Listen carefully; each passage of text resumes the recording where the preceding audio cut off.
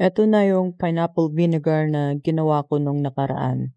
10th day pa lang, pero hindi ako makapaghintay kaya bubuksan ko na. Shake-shake lang konti.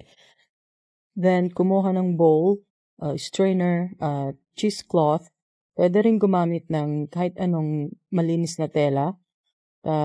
Pipigain lang, kunin yung brine. Brine ba tawag dyan? Yung vinegar niya. Ano ba?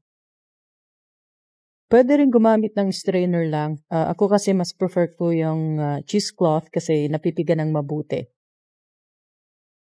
Oh, ayan na.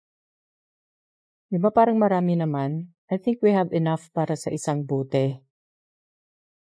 Look it looks so good, di ba? Tapos lalagyan pa natin mamaya ng mga pampasarap. Kaya i-ready na yung mga isasawsaw natin dyan.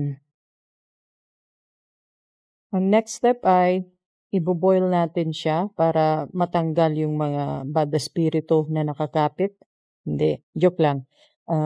Para matanggal yung mga bakterya at saka ma-extend na rin yung shelf life niya. Ayan, agboboil na. Mabalin tayo nga pabaawinin. Habang naghihintay, we can now prepare our other ingredients. Yung nasa maliit na bowl, salt, pepper, and peppercorn yan. Sako in shoot amin ditabote. Ayan, ready na. Nagmaya lang na niya, di ba? Next time, gagawa ako ng video, part 3. Try nating lahat. Kailangan ko lang bumili ng isasawsaw para mas okay naman, di ba? Enjoy!